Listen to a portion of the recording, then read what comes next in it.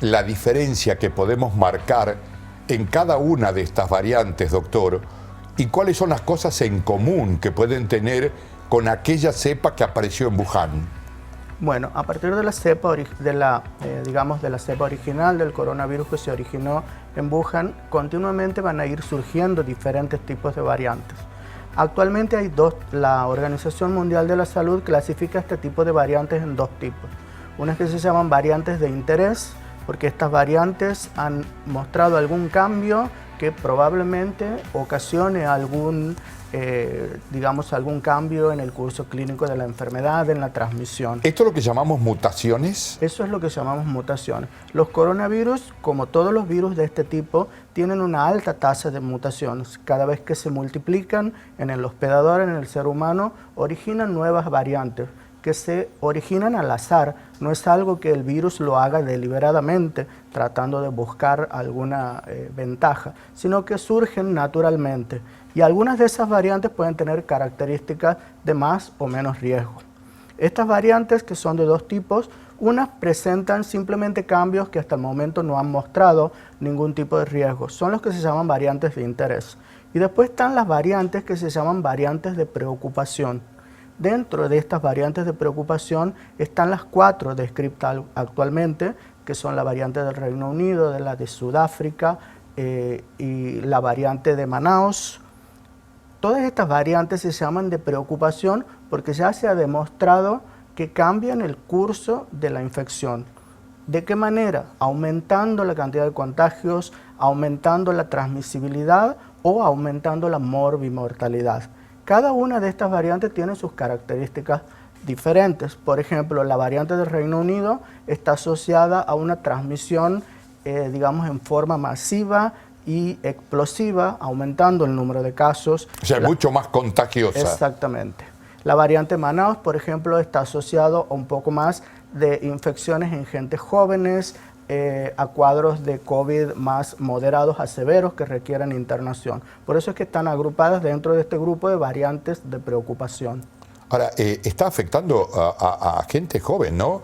Y sí, está muriendo gente joven, doctor. Así aquí es. En Santiago, ¿no? Sí, sí, eso es una característica de esta nueva ola del coronavirus. Estamos viendo en el año pasado el pico de casos de internación en formas graves estaba por encima de los 70 años, ahora esta edad ha bajado, hay personas de 40, 50 años con formas de COVID severo que requieren internación en terapia intensiva. Eso es una característica de esta nueva circulación del COVID. Y dentro de estas 4 variantes que usted ha nombrado, que podemos tener en Santiago del Estero o que tenemos en Santiago del Estero, ¿a cuál la consideraría más peligrosa? ¿La de Manaos?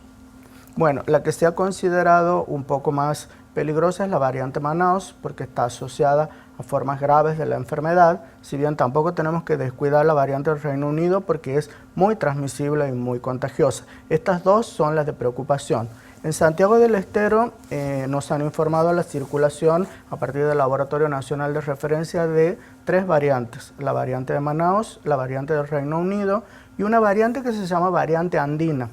La variante andina todavía no entra en ninguna de estas categorías porque simplemente es una variante más que todavía no ha demostrado una categoría de patogenicidad mayor que la variante original de COVID. Esta variante se ha originado en el Perú, después se ha diseminado mucho en todo el resto de los países de Sudamérica, principalmente Chile, Paraguay, Bolivia, y a partir de ahí se ha introducido en Argentina. Doctor, ¿en cuántas personas aquí en Santiago del Estero se ha detectado la enfermedad con alguna de estas variantes? Bien, nosotros realizamos esta vigilancia genómica periódicamente y tenemos un cierto cupo de muestras para enviar al Laboratorio Nacional de Referencia.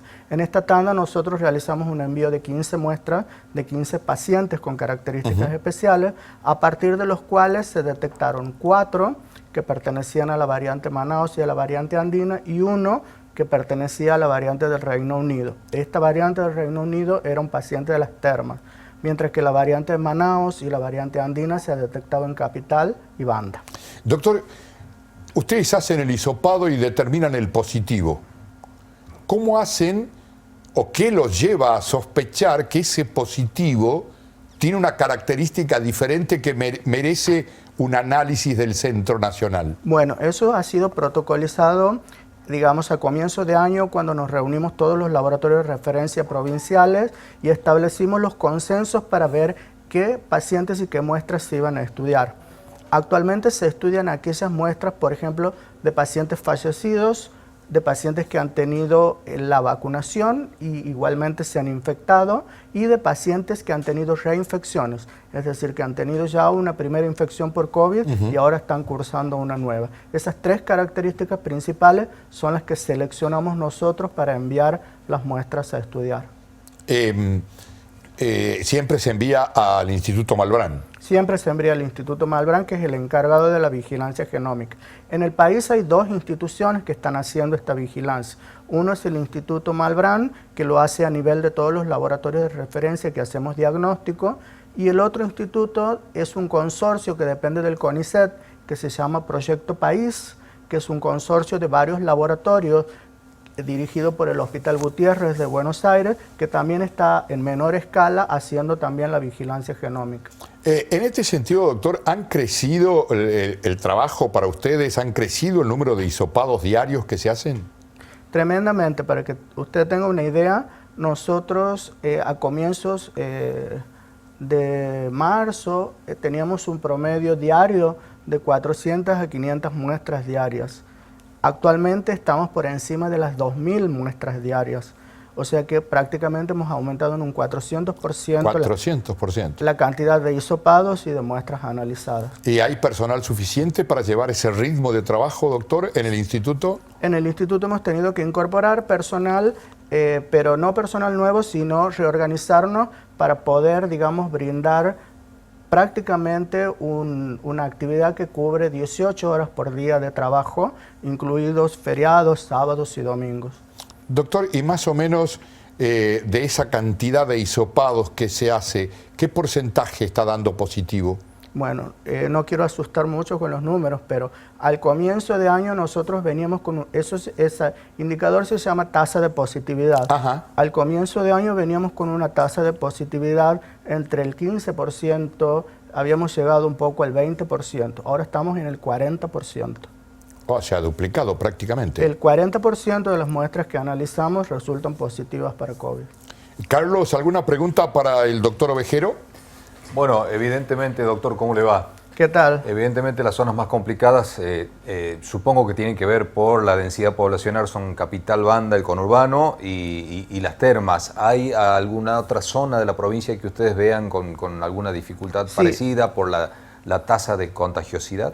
Sí, hay varias zonas que han aumentado muchísimo esta tasa de contagio, por ejemplo, Frías, por ejemplo, la zona de los Juríes, Termas de Riondo, obviamente, sí. Está actualmente con un preocupante brote de aumento de casos. ¿Tendrá que ver con la proximidad con otras provincias, con estar en el límite? Yo creo que tiene que ver más con el movimiento de personas. Movimiento de personas dentro de la provincia, desde Capital hacia los lugares del interior, eso es lo que está diseminando el virus. Nosotros en el mapa diario que vamos haciendo de las localidades, viendo el número de casos, estamos viendo cómo la diseminación se está corriendo desde Capital y Banda hacia las localidades del interior, sobre todo Frías, Quimilí, Termas de Riondo, y estamos atentos a las zonas fronterizas, porque no se olvide que el ingreso de este tipo de variantes se originan a través de las provincias vecinas.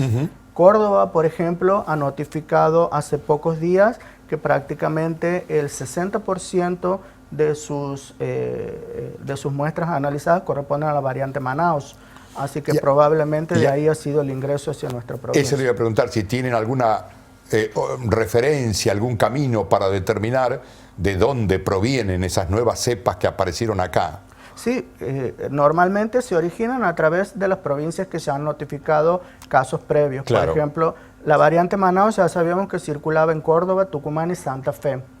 Y ya teníamos reportes... De algún lado vino. Exactamente. En Santa Fe ya teníamos reportes en los pueblos fronterizos con Santiago. Por ejemplo, hay un pueblo ahí que se llama El Tostado, que se había notificado la aparición de la variante Manaus, así que ya estábamos atentos que en algún momento podían ingresar. ¿Se puede decir, doctor, hoy de que hay circulación comunitaria de estas variantes? Bueno, circulación comunitaria prácticamente podemos decirlo que sí, y lo explico por qué. Por ejemplo, cuando por primera vez se determinó la variante del Reino Unido, que se detectó en la ciudad de Kent, por primera vez esta variante, y después se hicieron todos los análisis retrospectivos, se determinó que cuando se la detectó por primera vez ya había 60.000 casos contagiados de esa variante. Lo más probable es que en Santiago suceda exactamente lo mismo. Nosotros hemos detectado esta variante en un poco número de personas, pero ahora cuando analicemos nos vamos a llevar la sorpresa que prácticamente un alto porcentaje del brote original ahora de esta nueva ola corresponde a esa variante. Yo creo que va a ser la variante Manaus, que es la que va a predominar ahora. Roberto, ¿alguna pregunta para el doctor? Doctor, buenas noches, ¿cómo le va? Sí. Simplemente entiendo de que es muy reciente estas variantes que hay, que se han dado, pero es de esperar que, así como son tan virulentas y tan fuertes en el momento de contagiar, una vez que se dé el alta al paciente, como pasa en la habitual, que se están dando consecuencias y secuelas precisamente, ¿es de esperar que también sea tan virulenta y tan fuerte las secuelas? ¿Cómo? Perdón, no le encontré. Si es de esperar también de que por la virulencia que tienen estas variantes, una vez terminada, pasada por la enfermedad, como está pasando en algunos pacientes que han dado el alta, que se han encontrado secuelas, puede que esas secuelas sean también tan fuertes como es el contagio. Sí, en las variantes de preocupación, que son las variantes Manaus y la del Reino Unido, se ha visto que están asociadas con una mayor morbilidad. Es decir, que la enfermedad puede durar más días. O sea, puede requerir más días de internación, puede tener formas más graves. Todavía no sabemos nada sobre las secuelas, porque esto recién lo vamos a saber después de bastante más tiempo de estudio, de cuando estudiamos todos los casos y los contagios de estas variantes, recién vamos a poder hacer, digamos, una afirmación más certera sobre esto. Por el momento lo que sabemos es que sí predisponen a formas más graves, que sí predisponen a formas de COVID que requieren cuidados en terapia intensiva de internación. Rafael, una última pregunta para el doctor. Sí, buenas noches, doctor. Entiendo que en cuanto a la prevención para la gente son los mismos cuidados indistintamente de la variante que esté circulando, ¿no es cierto? La gente tiene que tomar las mismas prevenciones como hasta ahora. Exactamente, las prevenciones son las mismas. Lo único que tenemos que tener en cuenta es la transmisión.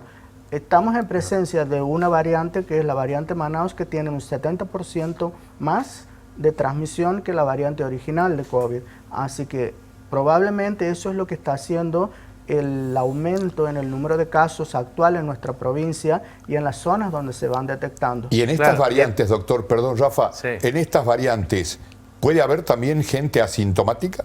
Sí, totalmente. Justamente ahora se está hablando de que tenemos que modificar los criterios de testeo de pacientes. Actualmente nosotros estábamos centrados en el testeo de los pacientes sintomáticos.